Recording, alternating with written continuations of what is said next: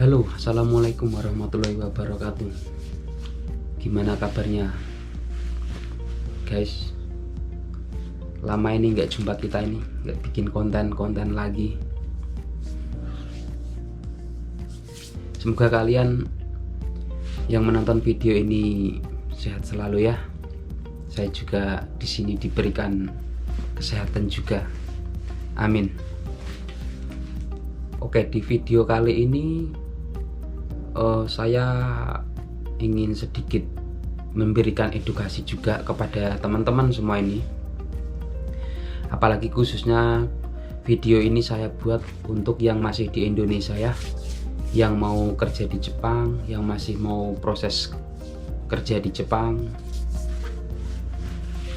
Jadi di video ini saya ingin sharing-sharing lagi guys, pada teman-teman semua yang ada di Indonesia yang masih mau proses ke sini ke Jepang lewat jalur magang Jepang atau Tokutegino. Mungkin yang belum tahu apa proses ke Jepang itu sangatlah susah ya. Makin kesini itu sangat susah sekarang. Banyak saingan, terus seleksinya juga sangat ketat. Meskipun di Jepang juga sekarang masih banyak banget ya membutuhkan tenaga kerja dari negara-negara luar. Karena di Jepang itu ini guys, orangnya itu udah tua-tua, jadi populasinya itu sedikit sekarang. Makanya negara Jepang sangat banyak banget membutuhkan tenaga kerja dari Indonesia, salah satu negaranya. Oke ya. Jadi saya ingin di sini men-share, mengasih edukasi kepada teman-teman semua. Di sini saya ingin membagikan sedikit pengalaman saya dulu. Oke, di sini saya ingin membagikan edukasi kepada kalian semua.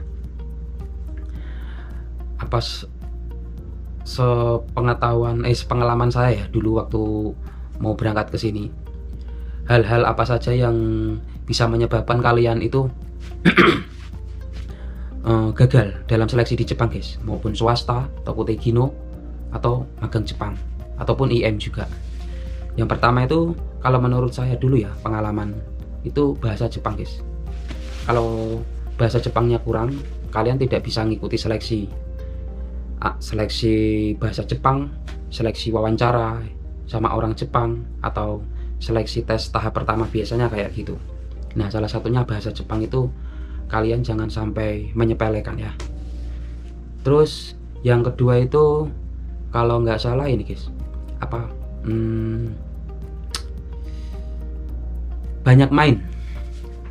Nah, jadi kalian kalau udah ngikutin proses ke Jepang itu harus fokus guys. Usahakan hal-hal kayak nongkrong, terus jalan-jalan ke wisata-wisata, terus nongkrong di kafe itu sebisa mungkin itu di stop, jangan dikurangin lagi, tapi di stop. Fokus belajar bahasa Jepang, terus belajar interview sama orang Jepang, terus belajar di rumah, intinya belajar terus, ngedengerin video-video tentang Jepang kayak gitu guys. Mencari informasi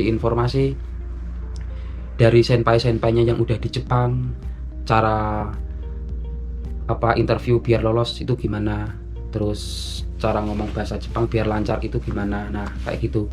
Jadi pengalaman aku dulu itu kalau mau proses ke Jepang guys, aku fokus, nggak main, nggak nongkrong, apalagi pacaran itu udah enggak. Nanti kalau kalian udah di Jepang terserah mau main, mau nongkrong, Sabtu Minggu libur kerja mau nongkrong itu nggak masalah guys. Kalau masih di rumah proses ke Jepang itu, kalau kalian kebanyakan nongkrong, kebanyakan main, nanti kehasut sama orang-orang yang nggak proses ke Jepang. Terus pasti ditanya-tanya nggak jelas kayak gitu kan, nanti mental kalian jadi kayak minder kalau belum berangkat itu.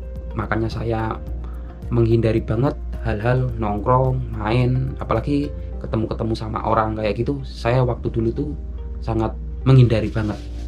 Jadi saya fokus belajar di rumah, paling nongkrong-nongkrong di depan rumah, yang ngerokok ngopi, habis itu belajar lagi. Makanya saya dulu itu 6 bulan itu saya sudah terbang guys, nggak memerlukan waktu hampir setahun 2 tahun, nggak, 6 bulan saya udah terbang ke Jepang dulu. Nah yang ketiga kalinya itu ini, jangan lupa ibadah, karena ibadah itu penting bagi kalian nih yang agama Islam terutama ya. Ini kalau kalian menyepelekan tentang ibadah itu sangat apa ya guys, sangat fatal sih kalau menurut saya.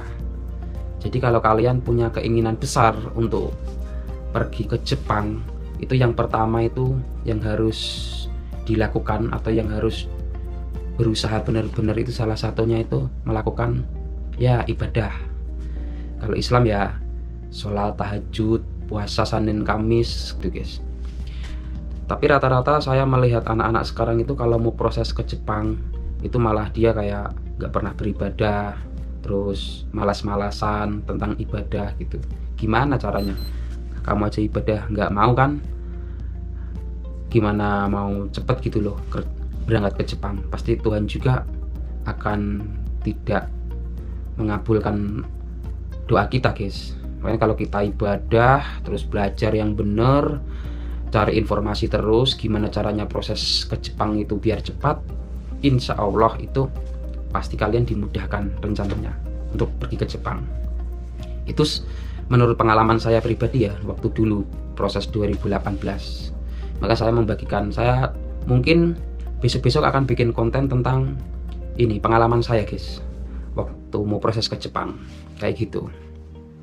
Nanti juga saya ingin mengadakan apa ya, bikin konten terutama yang teman-teman semuanya yang udah komen di video saya ya, itu nanti saya akan baca satu-satu guys. Insya Allah saya akan bikin konten, setiap kontennya kalau nggak salah 1 sampai 3 komentar lah, nanti akan saya bikin VT, saya bagikan ke YouTube ini biar YouTube ini aktif lagi guys.